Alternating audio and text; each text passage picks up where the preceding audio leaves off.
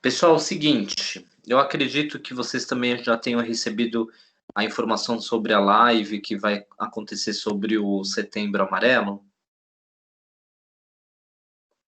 Vocês receberam? Receberam ou não? Sim. Eu não recebi. Eu não tô sabendo, só se colocaram Tô sabendo agora. no AVA. Eu não abri o AVA hoje. Não, a Luciana mandou para os coordenadores. A Sabrina sabe? Você recebeu, Sabrina? Sabrina não tá na aula, tá? Oi, professor. Ela tá bonitinha, tá escondida ali, ó, no cantinho. Aqui. Sabrina, você recebeu o informativo sobre a live? Recebi. Recebeu? Recebi às 9 horas, né?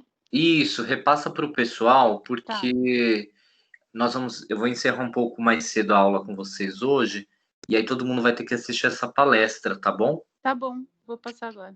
Passa pro pessoal. Então, A palestra é hoje? É hoje. Eu vou encerrar a aula e vocês entram lá. Vai ser via Teams também, ou pode ser via Instagram também. Ah, tá. Será que a Bia recebeu? Então, deixa eu ver se eu consigo localizar a Bia. Ela recebeu sim, Ou ela será enviou no grupo. Tá lá no grupo. Enviou? Ela mandou no grupo já? Já. Perfeito. Ah, tá. Obrigado, Gui. Ótimo. Setembro Amarelo. Isso mesmo. Ah, tá escrito aqui, mas só não tem o link. É o mesmo link? Ou... Ah, tá em cima, tá em Tem cima. tudo aí. Tá em cima. Tá. Deixa eu ver se eu acho a Bia. A Bia tá de plantão hoje, você sabe? Não tô sabendo, mas Não? se ela não tá na aula, provavelmente deve estar de plantão. Eu mandei um recadinho aqui, mas só ficou um risquinho, né? Ela nem recebeu ainda a mensagem. Deve estar de plantão, então. Professor, Oi? antes de começar a aula, eu queria tirar uma dúvida com o senhor. Tire. É que assim, teve aquele questionário para ver se a gente ia poder participar da aula do laboratório, certo? Certo. E assim, eu trabalho dentro de UTI e eu mexo com Covid. Graças a Deus eu não fui contaminada, não peguei o vírus. Mas pode ir para o laboratório ou não posso? Então, você está na mesma situação de uma colega de vocês que está na aula, que nos ouve agora. Eu vou ver como que é essa situação. Se é permitido ou não, vocês que estão na linha de frente, né? Teoricamente, no meu ver, não pode. Tá? Mas eu vou muito confirmar. arriscado para os colegas também. Exatamente. E também, assim, o trajeto e tudo mais, eu entendo. Exatamente. Mas eu confesso que eu queria muito participar. Uhum. Mas aí, vamos ver se eu consigo gravar. E aí eu posto para vocês. E você vai fazer em casa e vai me dizer como que foi. Tá Aí bom. pegar um videozinho para eu ver como que foi essa experiência. Tá bom. E aí, num outro momento, a gente tenta fazer com vocês também, tá? Mas dá para tentar fazer isso. No dia da aula prática, eu peço para alguém gravar, para vocês verem como que faz, tá bom? Combinado. Então, certo. Obrigada. Pessoal, imagina, não por isso. Nós estamos falando de um assunto que ainda nós temos muitas resistências dos nossos pacientes para a adesão do tratamento do diabetes. Então, falar do diabetes tipo 1, falar do diabetes tipo 2, gestacional, são algumas particularidades de cada um, né? Em termos de ser autoimune, de ter resistência à insulina, ou de desenvolver também essa diabetes durante essa gestação. E aí, quando nós falamos do diabetes, nós automaticamente, a primeira coisa que nós vamos pensar é como que tratar essa diabetes, como que ela deve ser tratada, né? E aí existe um negócio que geralmente vocês vão encontrar esse nome nos protocolos do Ministério, que é relacionado ao manejo. O manejo se diz se referencia ao tratamento, como se deve ser tratado alguém.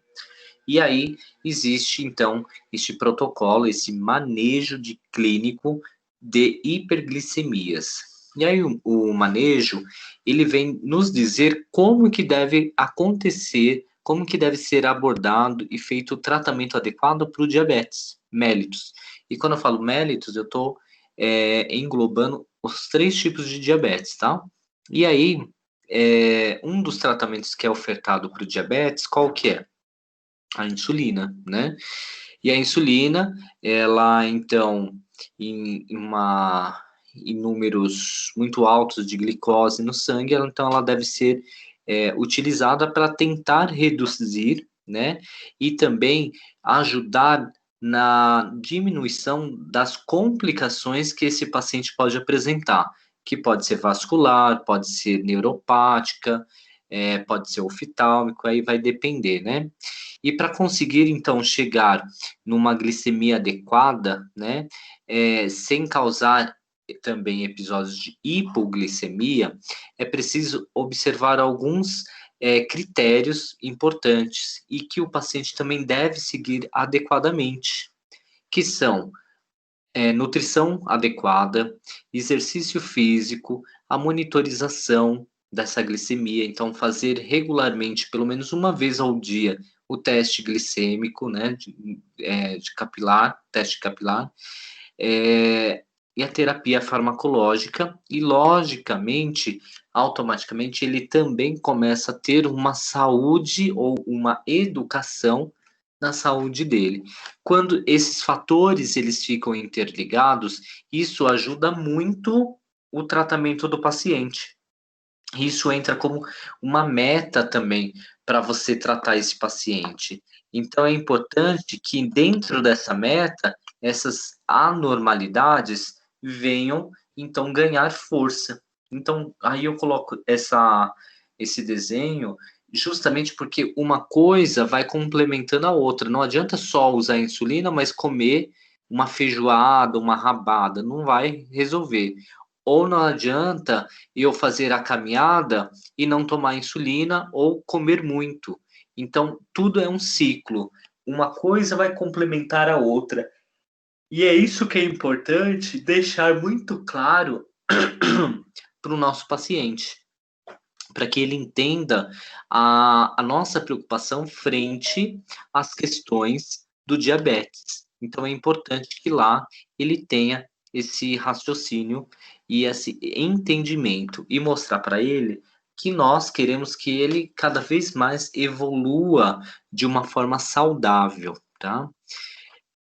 E aí, eu coloquei aí um fluxograma de tratamento que vocês estão vendo aí, né? Isso acontece muito onde? Por exemplo, vocês vão trabalhar lá na clínica médica do hospital, ou vocês estão trabalhando na UTI, no pronto-socorro, mas geralmente mais nas unidades de internação, existe um protocolo onde é fixado lá valores e o que se deve fazer em algumas situações. Então, esse protocolo, ele visa facilitar o atendimento ao paciente. Então, você foi realizado um teste de glicemia capilar no paciente. Esse destro, de repente, apresentou 260 milímetros de mercúrio. E aí, o médico já na prescrição, ou se existe um protocolo na instituição, ele já diz quanto que deve ser administrado de insulina para esse paciente. Então, é importantíssimo que os colaboradores estejam atentos ao que está acontecendo com... Nossa, Nathalie, que microfone é esse, Nathalie?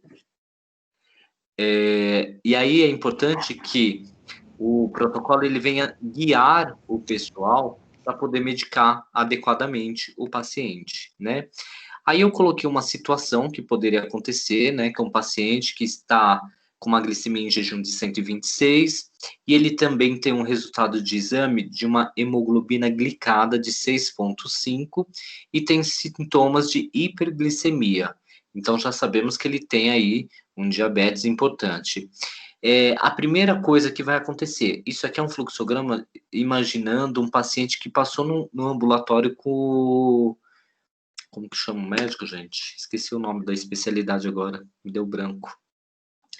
Esqueci, vou lembrar. Aí ele passa com o médico verificou que a glicemia dele em jejum estava endócrino, lembrei. Ele passa com o endócrino verifica que a glicemia dele em jejum está 126 milímetros de mercúrio e a hemoglobina glicada em 6,5. E aí, primeira coisa que ele vai tentar mostrar para o paciente, mudança de estilo de vida. Ele tem que praticar esportes, ele tem que ter uma alimentação adequada. Porém, esse tem não significa que ele fará. Então, o mais importante não é fazer a imposição ao paciente, mas sim mostrar para este paciente que ele tem um dever com ele mesmo, ele tem uma obrigação com ele, e ele é responsável pelo tratamento dele. Não somos nós enfermeiros, não são os médicos que são responsáveis pelo tratamento, e sim o paciente. Então, ele que vai nos mostrar se ele tem interesse ou não em tratar adequadamente. E a primeira sugestão, a mudança de estilo de vida que vem para melhorar. E, logicamente, esse paciente dentro aí de um período, o médico ele vai querer reavaliar esse paciente. E aí isso vai acontecer 3 meses após. Alguns pacientes, pode ser que o médico entre com alguma medicação oral, geralmente a metformina, né, que é geralmente a mais utilizada também. Ele pode fazer alguma associação também com outra droga, VO, para ver se consegue acelerar esse processo dessa glicemia muito alta. E, a partir daí, se os exames estão se persistindo alterados, a mudança de estilo de vida for otimizada, ou quer dizer, se o médico conseguiu convencê-lo e o paciente ainda considerar melhor ainda iniciar uma terapia medicamentosa neste momento, aí vai ficar a critério do médico. Então, o médico ele tem que avaliar muito bem esses exames e o paciente ele tem que ser muito honesto também, que na grande maioria ele não fala a verdade, mas os exames mostram as condições que esse paciente está vivendo. De repente ele fala que tem mudado o seu estilo de vida e a glicemia está dando 200, então alguma coisa está errado. Então, ter a mudança de vida, ter a associação de medicações via oral e ter ainda mais a associação da insulina, que pode ter até 3 horários por dia, ou 2, isso vai ser um esquema que o médico vai montar conforme a necessidade desse paciente, e aí ele vai prescrever lá a insulina NPH, geralmente uma dose de manhã e uma à tarde. Doses após as 22 horas são doses perigosas, porque esse paciente pode vir apresentar uma hipoglicemia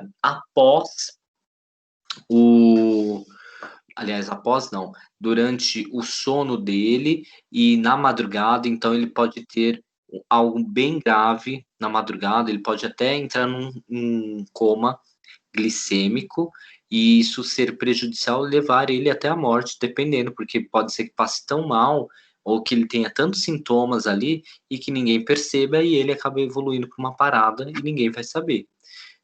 Principalmente se ele estiver sozinho, né? Então, tudo isso deve ser muito bem checado. Esse fluxograma, ele é uma receita de bolo que se aplica para qualquer pessoa? Com certeza não. Cada paciente tem a sua individualidade e a sua imparcialidade, que deve ser respeitado também.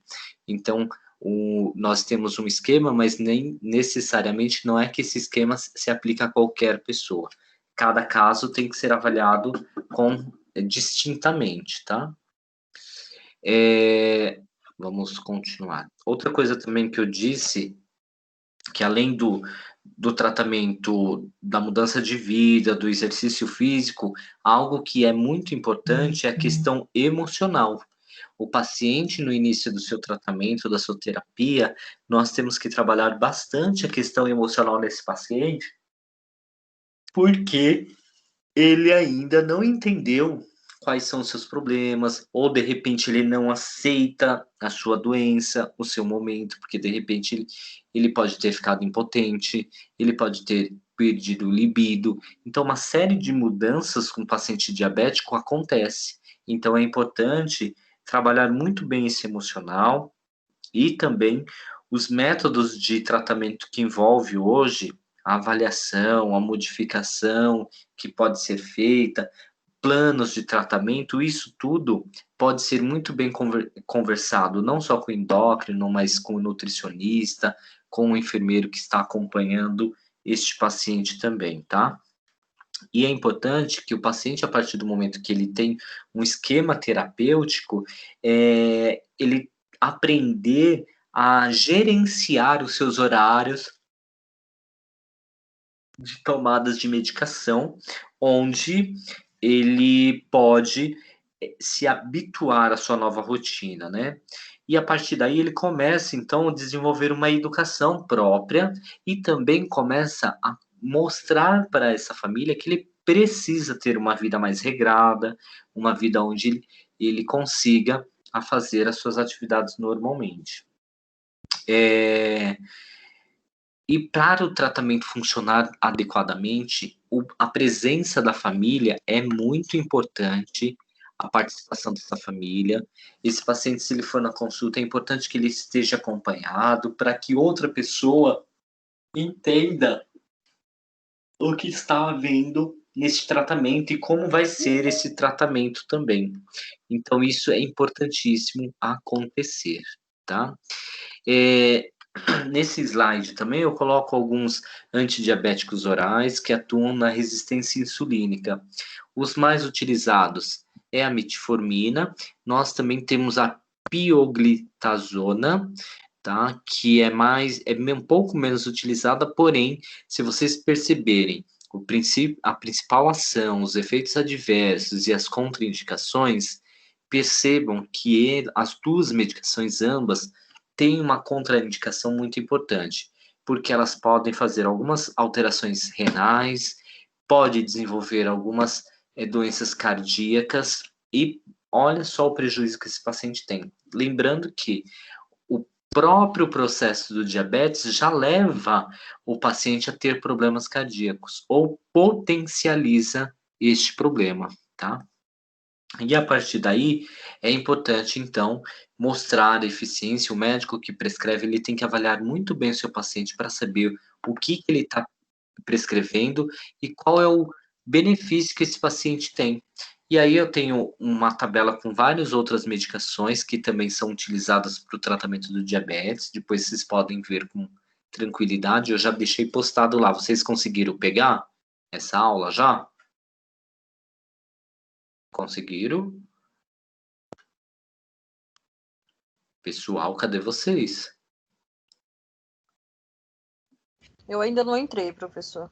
Jaqueline, eu pensei que todo mundo tinha sido abduzido daqui. Eu acredito que não. Eu achei que todo mundo foi abduzido, porque ficou um silêncio. Depois procurem lá, que tá lá tudo bonitinho, leiam com calma, tá?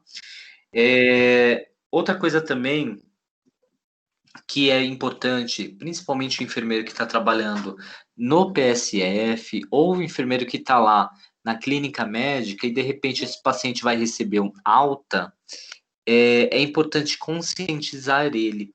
E aí, para ele entender estes conceitos do seu tratamento, nós temos 4 coisas que é importante que ele entenda. Primeiro, a conscientização e a educação dele enquanto a aderência ao tratamento dele. Isso é primordial. Após isso, alimentação. Ele vai ter que mudar o seu perfil de alimentação. Outra coisa, as atividades físicas e o medicamento que ele tem que fazer o uso. Então, se ele consegue entender esses 4 momentos, o tratamento dele vai ser um tratamento de sucesso, tá? Lembrando que, quando nós falamos da terapia nutricional deste paciente, então ele vai ter uma série de coisas que é importante que ele comece a ter como meta na vida dele, tá? que é o quê? Os alimentos adequados que ele deve ingerir, o tempo que ele deve ingerir, porque alguns alimentos também podem influenciar no nível de aumento de glicose no nosso sangue. Aí depois o médico vai lá e prescreve a glitazonas, né, que é essa classe de medicamento que eu coloco aí para vocês, onde ela vai fazer uma ligação aos receptores do núcleo da célula. E esse núcleo da célula é uma célula que ele vai buscar lá no tecido adiposo. Alguém tem barriguinha saliente aí? Alguém tem ou não? Nossa, ninguém quer falar comigo. Edivanete, você entrou agora, nem boa noite me deu. Cadê vocês? Temos barriga sarada, professor. Quem é barriga sarada? Você tá sim? Parabéns, que eu não tô, não. Boa noite, professor. Boa noite. Não. Nossa, barriguinha sarada, né? Aí sim. Tá bem longe disso acontecer. Nossa, que bom. Então, se eu fizesse uso da glitazona, certamente ela ia se ligar lá na célula de gordura do meu abdômen, que aqui é o que mais tem, entendeu? E aí, essa medicação ela vai atuar dessa forma. Mas lembrando que a terapia nutricional neste momento, o paciente que está iniciando o seu tratamento, é importante ter uma mudança radical e também conseguir ter um nível adequado de glicose no seu sangue. E a alimentação, quando regrada, consegue ter essa diminuição, porque você consegue fazer a diminuição de lipídios séricos elevados dentro da sua corrente sanguínea. Isso também vai fazer com que você diminua o risco macrovascular que o diabetes pode acometer o paciente, né? Então é importante ele sempre ter um acompanhamento da nutricionista para ter uma melhor aderência também ao seu tratamento e uma melhor, vamos dizer, gerência de tudo isso que está acontecendo no organismo dele, tá? Outra coisa que é importante é a atividade física. Então, a atividade física, é importante você fazer atividade física, mas por que eu tenho que fazer atividade física? Porque quando você exerce uma atividade, você tem a capacidade, seu corpo tem uma capacidade maior de metabolizar os carboidratos, por exemplo, e fazer a diminuição da demanda de insulina que está sendo excretada ou produzida, né? E desta forma, você também melhora a circulação que já estava ou possivelmente poderia estar comprometida. Então, você faz a redução de colesterol, de triglicérides, você melhora o seu tônus muscular. Então, isso melhora demais as condições metabólicas deste paciente. E aí, quando nós vamos falar da questão das drogas, nós acabamos de falar aí da glitazonas, e aí eu ponho também as outras aí, que vem também fazer como que eu posso dizer, um paralelo ou uma associação. O Galvus é uma medicação ainda muito bem utilizada, a Januvia também é muito utilizada, e esses tratamentos com essas drogas, elas são hormônios que veio do intestino também, que consegue ser liberado após a ingestão alimentar do paciente. Então, estimula-se a produção de insulina dentro do organismo do paciente, né? Aí eu coloco aqui, vou falar já das hipoglicemias, mas antes disso, quando ainda nós falamos do tratamento farmacológico, nós vamos lembrar lá, eu falei bastante da metformina, falei que ela tem os seus benefícios e malefícios, porém, além das medicações via orais, nós temos uma grande preocupação com as insulinas, porque eu tenho uma insulina que tem uma ação rápida, que é uma ação regular, que acontece de 30 a 60 minutos, né? E ela tem um pico de duração aí de 2 a 3 horas dentro do paciente, e a duração desse fármaco dentro do organismo do paciente pode chegar até 10 horas dentro ou circulando na sua corrente sanguínea. Geralmente, essa insulina de ação regular, aliás, de ação rápida regular, ela vai ter que ser administrada 30 minutos antes das refeições. Isso pode acontecer de 1 até 3 vezes ao dia, dependendo do paciente. Outra coisa importante são as insulinas de ação intermediárias, que essas sim são as insulinas que vão ser utilizadas para o tratamento ali no início da manhã, em jejum muitas vezes, e no final da tarde, que ele pode fazer o controle. Essa ação dela, da NPH, ela é de uma ação intermediária, então, ela tem o início de 2 a 4 horas, e pode ter um pico que pode chegar de 4 até 10 horas, e a duração dela vai ser de 12 a 18 horas. Alguns médicos ainda têm o hábito de prescrever às 22 horas, às 20 horas, mas o paciente corre um grande risco de fazer hipoglicemia na madrugada. E aí é um outro problema, né? Porque quando o paciente faz uma hipoglicemia, ele faz uma redução brusca da glicose na corrente sanguínea dele. E isso pode impactar demais nos milímetros de mercúrio, quando calculado no glicosímetro, que pode ficar variando aí de 50 a 70 milímetros, né? Isso é muito baixo, que pode levar a um fator de risco importante. Ele pode, sim, evoluir para um pico de desmaio, pode entrar em coma, e dependendo da gravidade, pode entrar até em parada cardíaca. Então, tem que se observar. O quadro clínico de um paciente, geralmente, que apresenta o diabetes, geralmente ele tem alguns sintomas neuroglicopênicos, que é o quê? Fome, tontura, fraqueza, dor de cabeça, confusão, coma, convulsão, tá? E essas manifestações, quem vai fazer a liberação? Sistema simpático, onde vai o paciente apresentar uma sudorese intensa, uma taquicardia, ele pode sentir uma sensação de apreensão, tremor. É muito comum isso acontecer, tá?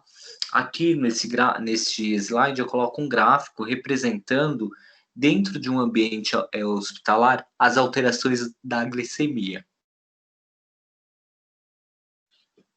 E aí fica nítido, olha quantas coisas acontecem ali. Uma hipoglicemia, olha o dano cerebral que pode acometer um paciente, né? As euglicemias também, que acontecem com muita frequência aí à frente. Pessoal, perguntas?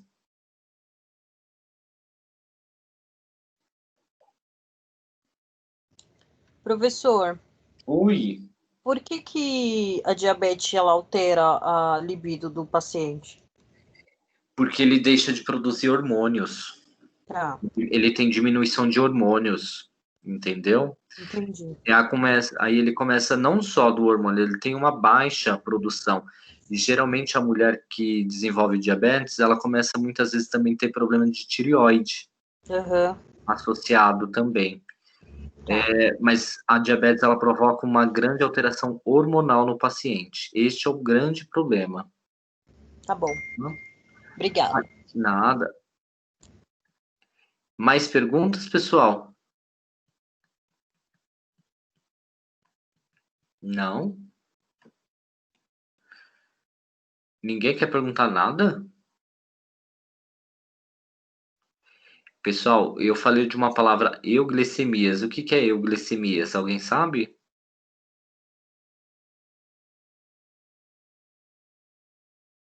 Euglicemias, pessoal, é a glicose sérica normal após um jejum de 8 a 12 horas, tá? Então, isso significa que a normalidade da glicose dentro do sangue do paciente. E euglicemias, tá? Guardem aí. Isso geralmente cai muito em prova de enfermeira, essa palavra. Aí eu coloco a definição do que é uma hipoglicemia, de onde ela vem, né? Qual é os sintomas que o paciente apresenta, qual é o valor que pode apresentar uma glicemia baixa e eu deixo aí definido para vocês.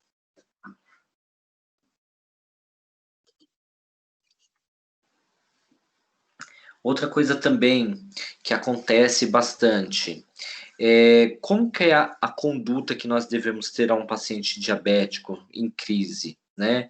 Como que eu faço para restabelecer imediatamente os níveis séricos de glicose deste paciente? Se esse paciente é um paciente que está consciente, ele tem um carboidrato de ação rápida, ele tem uma alimentação que contém muito carboidrato, isso pode aumentar a glicose dele? Certamente, tá? Outra coisa também que pode acontecer muito com paciente diabético, que é muito comum, que é a cetoacidose. A cetoacidose diabética, que eu falei lá no começo da aula, na aula passada, que são a questão das cetonas, que são produzidas quando o corpo começa a degradar o tecido adiposo, e a partir daí tem-se, então, uma tentativa de alimentar as células famintas. Se a diabetes não é bem controlada, o corpo pode produzir uma quantidade excessiva de cetonas, que podem causar o quê? Uma condição grave conhecida como cetoacidose. Embora essa condição ela pode vir se desenvolver vagarosamente dentro do paciente, ela deve estar também preparada para preveni-la, reduzindo também a questão, como que eu posso dizer para vocês? A questão do... Ai, me fugiu a palavra, gente. Como que eu posso dizer?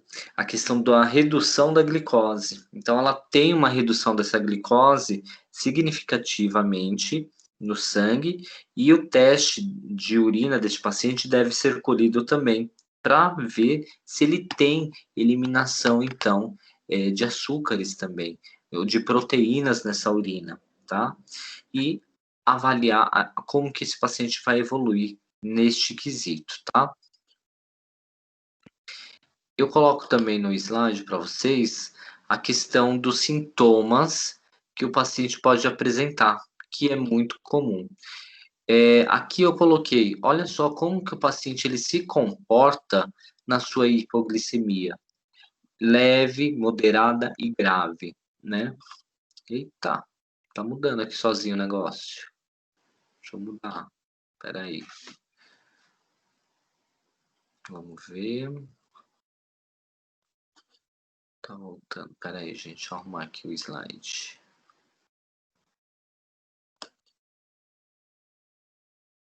Então a hipoglicemia ligeira, que é uma hipoglicemia que está variando aí de 50 a 70, então o paciente vai ter um aumento da fome, palidez, fraqueza, ele tem uma ansiedade, ele fica taquicárdico, ele começa então a ter os episódios de sudorese.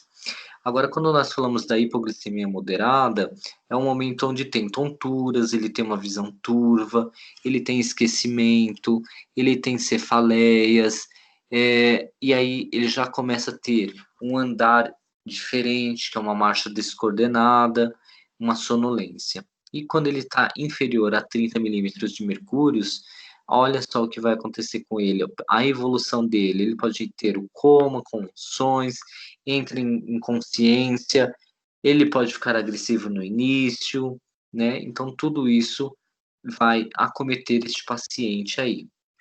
E aí eu coloco lado a lado os sintomas da hipoglicemia e os sintomas da hiperglicemia. Então, na hipo eu tenho suor. Agora, na hiper, eu já tenho boca seca e tenho palidez na hipoglicemia. E na hiper, eu já tenho aumento de sede. A coloração é diferente. O paciente na hiper, ele tem fraqueza e dor de cabeça. Na hipo, ele vai sentir fome e irritabilidade. Olha só, esse comparativo é bem bacana para vocês lembrarem futuramente quando o paciente se apresentar dessa forma a vocês, tá?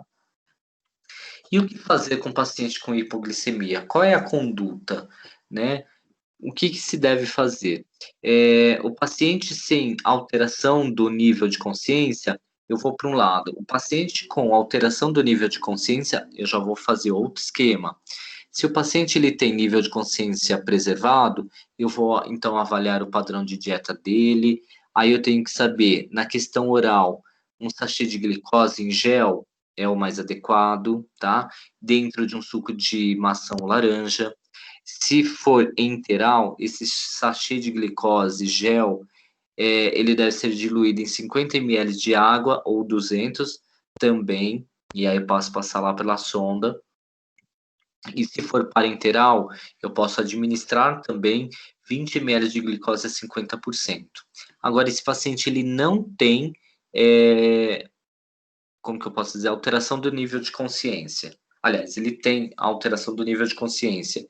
E aí eu devo fazer o quê? Administrar, então, endovenoso, rapidamente uma glicose a 50% neste paciente e acionar o código amarelo, que é o código de risco dentro da instituição, que geralmente tem lá de protocolo, para assumir esse paciente, porque esse paciente pode evoluir, então, por um coma ou até uma parada cardíaca, tá?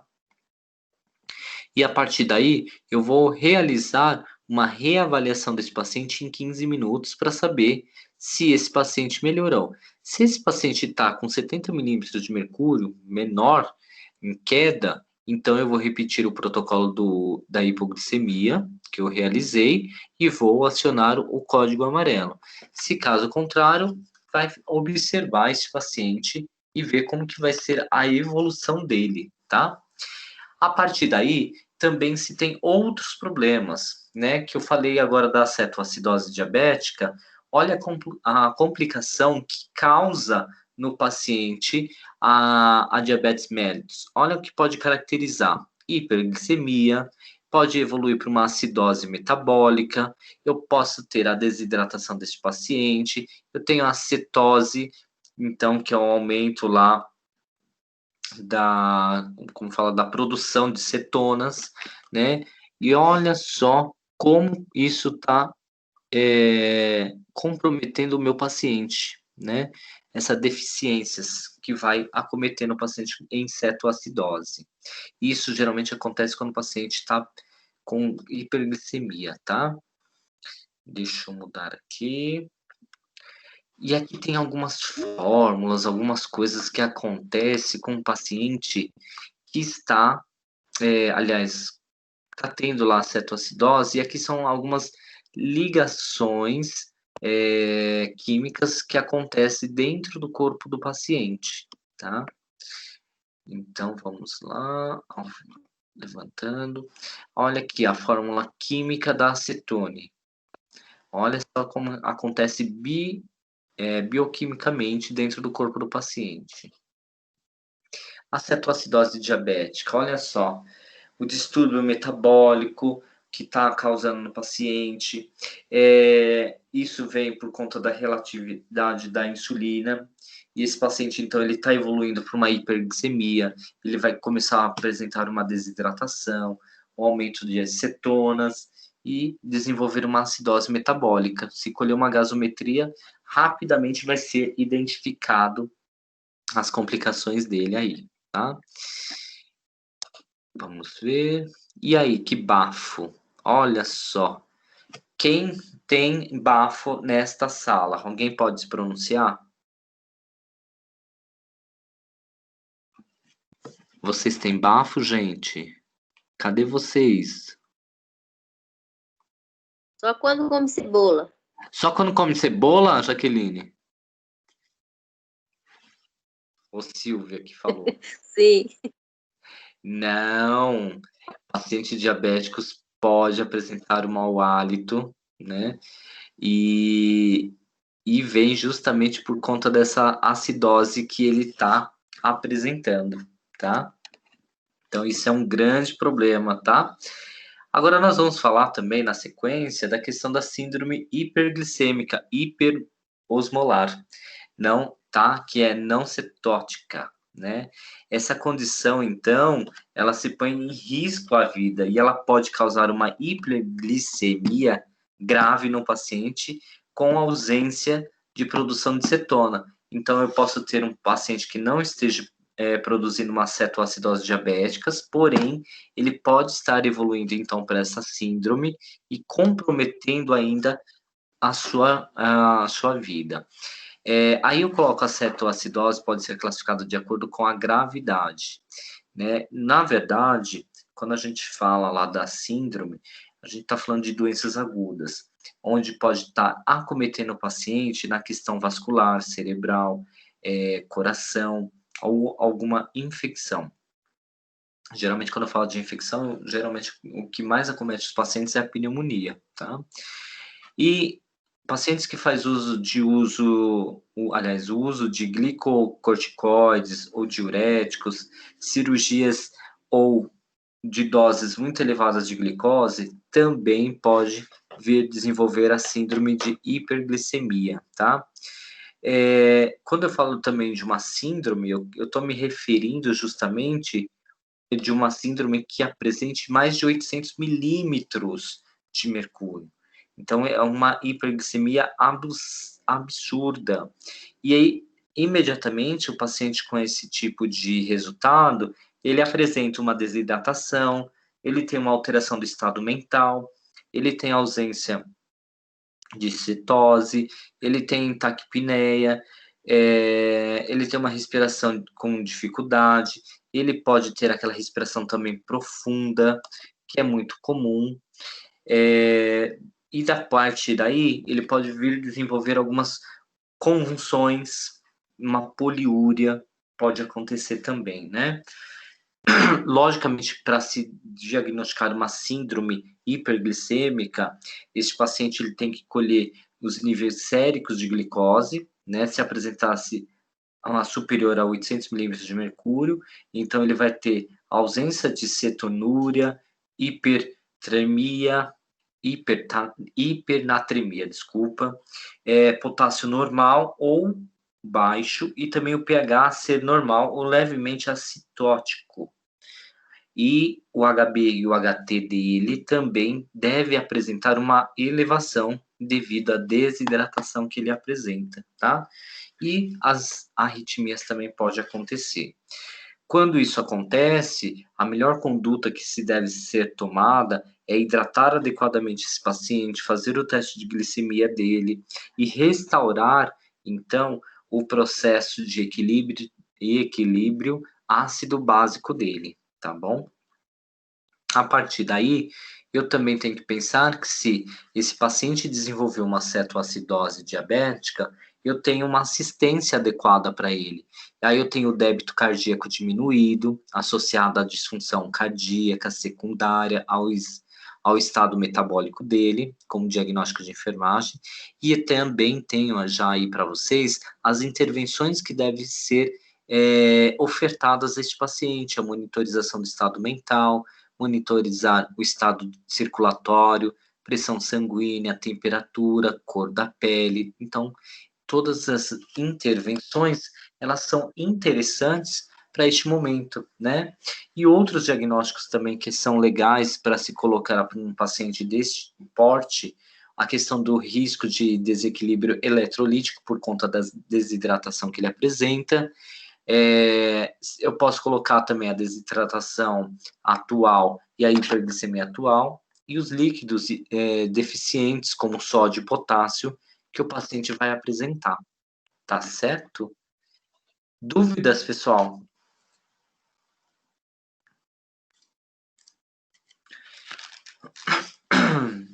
Dúvidas? Ninguém tem dúvidas?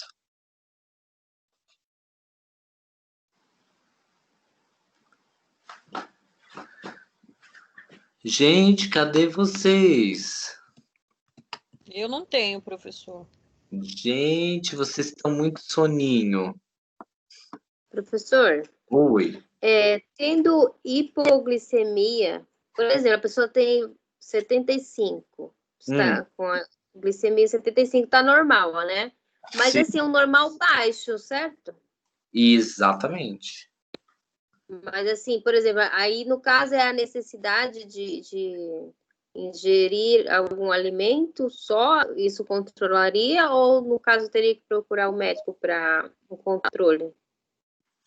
Na verdade, o ideal é que esse paciente ele faça um acompanhamento, que ele seja acompanhado pelo endocrinologista. Com endócrino, né? Isso é importantíssimo, Entendi. tá bom? Tá, mas os sinais que ele apresenta, no caso, seria o quê? Palidez, tremores. Palidez, tremores, sudorese, taquicardia. Entendi. Tá? Obrigada. Pessoal, na próxima aula, como o diabetes ainda tem que ir por partes, nós vamos falar do pé diabético. O pé diabético é o que mais acomete o paciente diabético, né? E aí eu tenho que entender o que acontece neste processo. Eu vou tentar encontrar algumas figuras ou algumas imagens. Tem até uma amiga minha que trabalha com o pé diabético que ela aplica laser no pé desse paciente para fechar a ferida dele, né? E eu vou ver se ela consegue me mandar as imagens para mim, para eu colocar no slide para vocês verem como que fica esse paciente. Então eu vou pedir para ela essas imagens que é bem importante. E aí nós vamos falar bastante da questão neuropática do paciente. A questão neuropática, o pé diabético vascular, né? E como que vai evoluindo essa ferida, quando é necessário fazer, então, uma intervenção onde vai fazer um debridamento. Então, neste momento, é importantíssimo se falar sobre isso também, tá? Alguém tem algum parente próximo que tenha esse problema do pé diabético?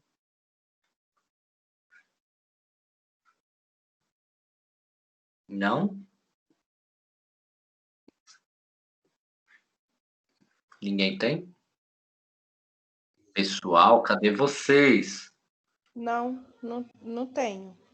Mas lá no serviço, o professor a gente estava cuidando de um paciente desse que ele sempre que ele ia passar na consulta, aí o médico avaliava e a gente tinha que fazer os curativos, mas olha, ele não cuidava, tinha um cheiro muito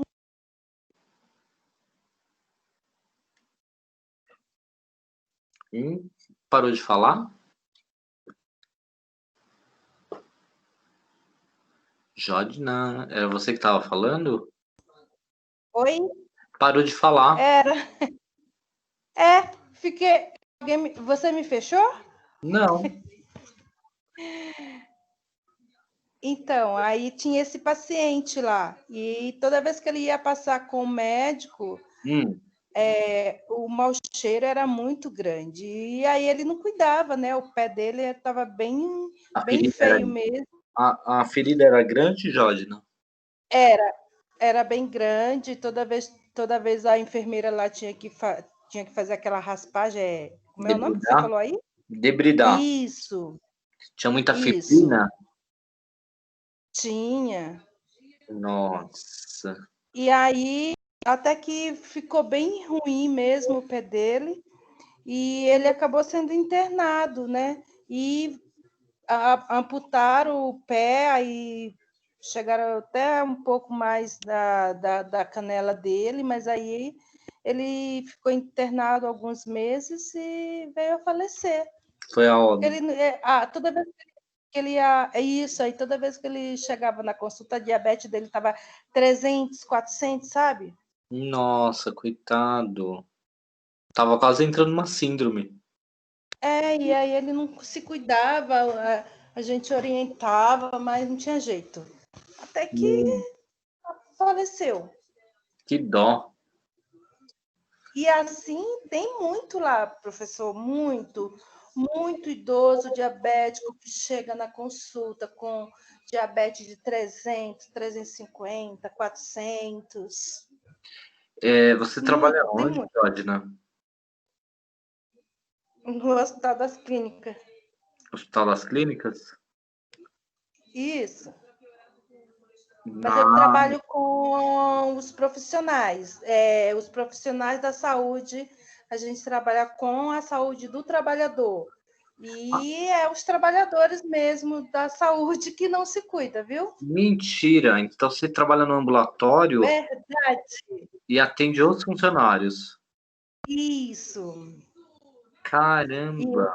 E eles não se cuidam.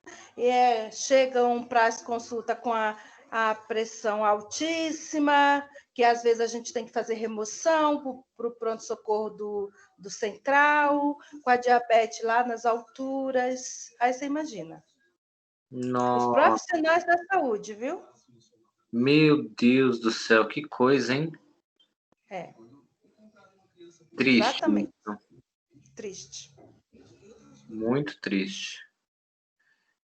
É importante, o problema dos nossos trabalhadores, nós profissionais, vocês que serão enfermeiros e principalmente os que não trabalham na área da saúde, ter uma vida mais regrada, né? Porque, igual nós enfermeiros, ficamos muitas horas em pé e podemos desenvolver problemas vasculares importantes. Às vezes, o simples fato de você ter uma micose, ter uma frieira, por exemplo, isso já é uma porta de infecção, uma porta aberta para entrar a infecção, e a infecção pode se alojar ali e, de repente, depois você desenvolver uma úlcera varicosa no membro inferior, e tratar isso é muito complicado, e você tem que trabalhar, não pode ficar de fora.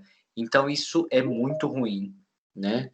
Então, esse cuidado, esse olhar também, antes de cuidarmos de alguém, nós também temos que nos olhar e falar, nossa, eu preciso me cuidar, eu preciso disso. E fazer, né? Isso é importantíssimo. Não é verdade? Você está se cuidando, Jorge? Agora eu estou me cuidando, né? Olha lá, hein? Fazendo atividade física, caminhada agora, 5 vezes na semana. Exatamente, tá certíssima. Muito bem. Mas é muito cansativo, professor, nesse tempo aí de Covid, é muito cansativo. A gente trabalha demais. Não consegue ter uma vida um pouco muito regrada, né? Não. Eu imagino, e é muito complicado, e a saúde mental das pessoas também está muito fragilizada neste momento, né? Então as pessoas também ainda não estão conseguindo voltar adequadamente para suas rotinas, né? Isso é muito complicado. É verdade. Lá, né, eu fico... Como a gente tem muito contato assim, com o trabalhador da saúde mesmo, aquelas pessoas que estão lá na UTI, cuidando... Porque o Instituto Central virou só Covid, né? Entendi. Agora que está voltando as atividades, pouco a pouco, as outras consultas, mas o Instituto Central do HC era somente Covid. E, caramba, a gente olha os profissionais da saúde, hoje, graças a Deus, o prédio em que eu trabalho, hoje a gente já pode respirar um pouquinho, mas o senhor imagina naquele começo do atendimento, que a gente atendia 600 funcionários por dia. Caramba! E de chegar a mais de 100 funcionários dá positivo para a Covid. Misericórdia. Não é fácil, né? Não é divulgado, né? Mas essa é a realidade de quem está lá dentro do HC. Isso aí. Gente. Cadê o resto da sala? Estão tudo escondido aí. Professor? Oi. Deixa eu te fazer uma pergunta, assim, só uma dúvida mesmo, assim. Eu cuido de uma senhora que ela teve AVC. Certo. E ela a glicemia dela é bem alta. Ela faz uso de NPH e a regular. Entendi. Ela faz 3 vezes no dia, né? De manhã, na hora do almoço, e mais ainda a metformina. quando, assim, eu vou verificar, sempre tá 190, essas coisas. Tem para uma pessoa que tem nesse caso, tá, todo esse caso e tem desse uso, tem assim, um valor que tá bom, tipo, 190 para cima, eu ainda posso considerar que tá boa para ela, pela idade, essas coisas? Ou a partir disso daí já... Eu não entendi. Essa glicemia é feita em qual momento? Que horário? Não entendi, professor. Cortou, peraí. Eu não entendi o que você perguntou, se o 190 tá bom. Não, porque assim, de vez em quando ela oscila bastante entre os 190, 180, isso daí. Só que às vezes tá 240, essas coisas. Porque aí, assim, para eu tomar um cuidado, assim, com ela. Esse décero você faz que horário? De manhã. De manhã, em jejum? Não, é que assim, agora ela tá fazendo de 10 em 10 dias, né? Que o endócrino tinha passado para ela. Fazer de 10 em 10 dias. Aí tem que fazer 2 horas antes do café, 2 horas depois e 2 horas da alimentação dela. Entendi.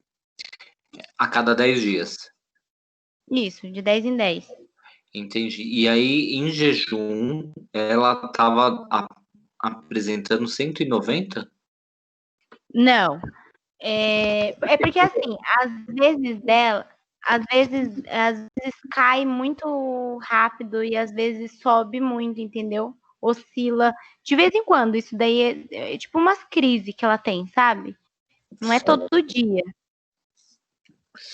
E ela toma o quê?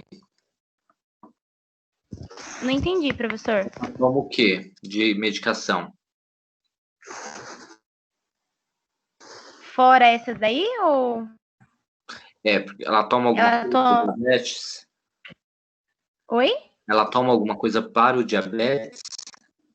Ela toma o metformina e a insulina? O metformina.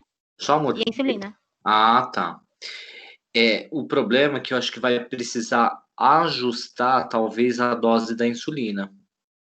Para ela não né? ser hiper e nem hipo, né? Porque esses valores que você está me falando são valores bem expressivos, entendeu? E se ela faz uso de medicação via oral e faz uso também de insulina, não era para estar apresentando esses valores. Gente, vocês estão ouvindo o gato miar? Tem um gato... Aqui não, tá? Tem um gato fazendo um escândalo aqui da minha vizinha. Tá fazendo um escândalo, que vergonha. Então, eu acho que seria importante ter uma reavaliação desse médico, porque talvez precise regular isso aí. Então, é que a gente tá esperando eles marcar novamente para poder a gente passar para eles. Eu acho que é importante. Você cuida dela há muito tempo? 2 anos. Nossa, bastante tempo, então. Uhum. Então é importante fazer essa reavaliação dela para o médico poder ajustar essas doses aí, ou talvez aumentar as miligramas dessa metformina. Porque ela faz sempre o acompanhamento tudo certinho. Uhum. Mas oscila bastante. Nossa, dá medo às vezes. Que dó. Tem que ficar de olho, porque de repente faz um pico de hipoglicemia. Se ela faz hipoglicemia, o ideal é ela ter administração de glicose, né? Ou receber um soro glicosado. Mas em casa fica mais difícil, aí acaba fazendo algumas soluções mais caseiras. O certo não é dar açúcar, o certo é dar mel para paciente que está fazendo hipoglicemia. A gente não dá açúcar mesmo, o médico falou. O certo é você dar mel. Mel é a melhor coisa para se fazer na hipo, tá? Agora, na hiper, o ideal é você hidratar bem o paciente, porque ele fica bem desidratado. Uhum. Tá? Entendi. Então, é importante observar observar isso e ficar atento. Percebeu que o paciente está tendo alguma coisa, já corre fazer um destro dele para saber. O dela dá pra perceber quando ela tá tendo hipo, porque ela começa sudorese, né? Ela começa a suar bastante. Ela começa a ficar pálida. Que dó, gente. Daí já corre lá que tá rebaixando. Tem que estar atento. Para não entrar em coma. Mas tá bom, obrigada, professor. Imagina. Pessoal, eu vou parar então a matéria aqui. Na semana que vem a gente fala, então, sobre a questão do pé diabético para finalizar esse assunto. E nesse final de semana, então, eu vou reavaliar a questão dos questionários e vou vendo. Eu vou fazer a resposta via e-mail para vocês, tá? Então, vocês vão receber o e-mail. Hoje eu já recebi bastante resposta da questão das pessoas que já foram respondendo esse questionário. Eu recebo no e-mail assim que vocês enviam. Então, é bem bacana, tá certo? Perguntas?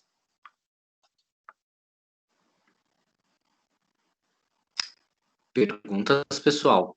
Não da minha parte.